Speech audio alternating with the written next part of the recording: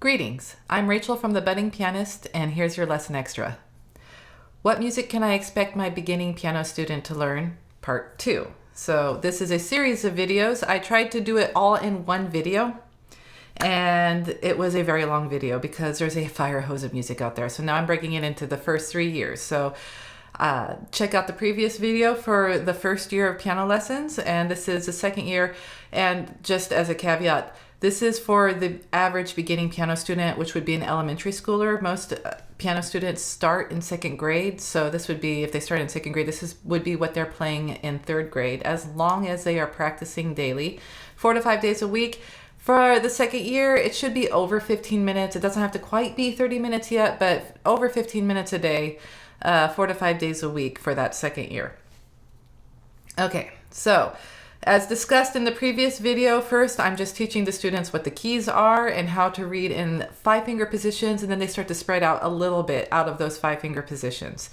Year 2, what we are doing now is we are teaching them how to open up their hands and spread out and cover up a lot more of the piano. And they're going to learn that through chord progressions, they're going to learn that through reaches, arpeggios, and they're going to learn it through scales. So let me change this camera, and we will talk about different goals here. So I still use a lot of contemporary music in level 2. I mentioned A Perfect 10 in the earlier video. This is the same series, it's just the next book, so book 2. And I love this piece, Sunny Slopes. I'm very excited when a student is good enough to play this, because it's just like, it's another milestone kind of piece where it uses scale work. So the students are going to be playing, more than 5-finger patterns. They're going to be playing 8-note scales to play through or around the piano.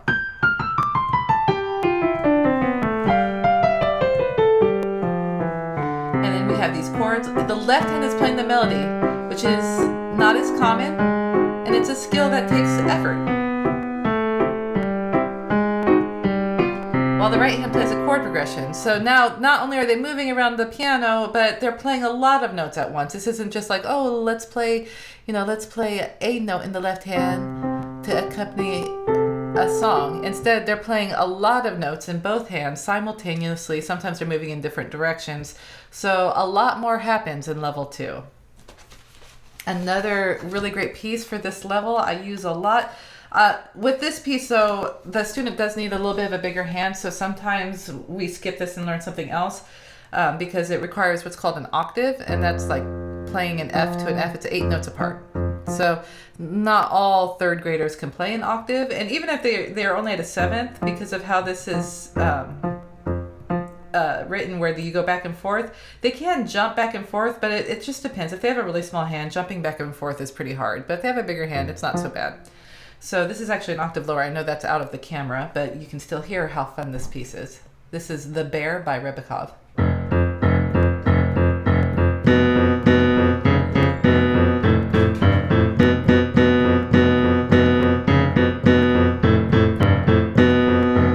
They're playing nice and loud to the bottom of the keys. It's staccato, it's exciting, it's a little more athletic with how it moves. And this is also just a great piece for a recital, for a performance, if the student wants to play something a little more aggressive. Really fun. I do love this book quite a bit. Okay, another book I like to use for level 2 students is Jazz, Rags, and Blues by Martha Meir. This is another contemporary book. This book, though, it uses syncopation. That's playing rhythms that are on weak beats, which it takes a lot of practice to get to.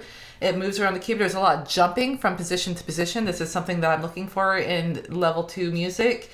And lots of articulations, dynamics, things like that. Articulations are how you attack the piano, whether it's short or connected, and dynamics is loud or soft, things like that, even getting louder, getting softer. So I'm looking for those textures to make the piece more interesting.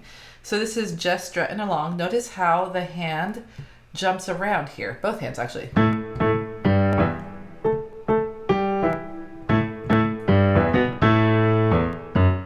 And then we have syncopation and swing.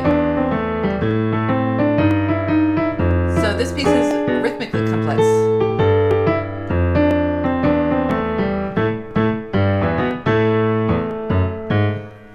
But it's so fun too. This piece is not easy. It takes a lot of attention to detail, but students tend to love it after they can play it because of how fun it is to jump around the keys and to play those fun swing jazzy rhythms. Who doesn't love jazz, right? Okay, and there are pieces, classical pieces, that I do like the students to learn too. There's a lot of cute little pieces by Haydn and Beethoven that I will introduce at this time. Some pieces from Schumann's album For the Young is great. So just to give a quick demonstration, this is German Dance in E major by Haydn. This book that I'm using is an anthology book, which is a collection of classical pieces. It covers music from the four periods: Baroque, Classical, Romantic, and 20th century. So the oldest piece is somewhere around 1600. The newest piece is probably around 1920, I would say. So this is German Dance in E major by Haydn.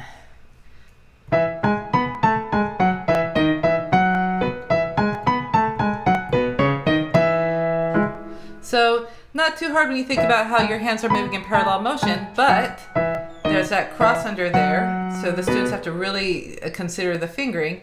And then also, this is in what's called E major, so it's introducing a key signature, which is these are called sharps in here. So they're learning how to play in a whole new key, a whole new scale.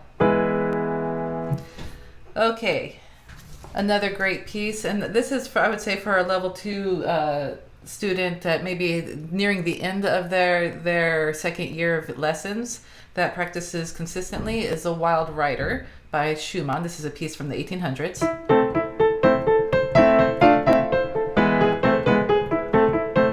Notice how much my hands are moving around.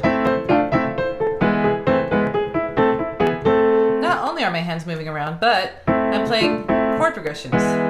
These are very familiar patterns for pianists, but they take a while for, the beginners to learn, jumping from here to here. And then also, you're spreading your fingers out. Your thumb is not in that 5-finger pattern anymore. Things like that are challenges for the students. So this is a way to introduce those challenges, but on a smaller level, and they get the reward of being able to play something great. So that would be for my level 2 students. I love this level, though I feel like level 2 is like that transition level, because when we get to level 3, we get to play even broader music, and it will be more classical music that the parents will recognize by the time they get to level 3 too. But at least now they're using scales, they're using chord progressions, and they're moving a lot more around the piano. They're jumping from position to position. The music is not as limited within that second year. But again, the caveat is if the student is practicing an average amount, and it doesn't have to be a lot, but it does need to be consistent and daily, and 4 to 5 days a week, over 15 minutes, somewhere around the 30-minute mark. The goal is to just have them play through their assignment sheet. Your teacher probably writes out the assignment. Have them play through it every day. If they're doing that, they're going to be great. If they're following all the practice steps, they're going to be great, and they will be playing this stuff within the second year. Also, if the student starts before second grade, it will probably take them longer, even if they are practicing every day, just because it takes a while for the dexterity to build. I find that students that start in kindergarten tend to stay with piano all the way through high school. Like, there's something about it always being a part of their life, which is awesome. But those first 2 years, they learn a bit slower than somebody that starts in second grade. But by the time they're third grade, they're like really strong with their hearing, and like I said, it's always been a part of their playing. So even though somebody that starts in second grade and somebody that starts in kindergarten will probably be in the same place by third grade, I would say the advantage for kindergartners is that it better develops the ears, and that kind of shows up as they get older and play harder stuff. And they're less likely to quit when they're older too. So it's something to consider. For fun, convenient, and life-changing piano lessons in the comfort of your home, please visit my website, thebuddingpianist.com, and sign up for a free 30-minute Piano Maestro class. You will learn how to navigate the keys and play a song in under 30 minutes. You can also just fill out a submission form if you just want me to reach out, and we can talk and see what options are available for you or for your child.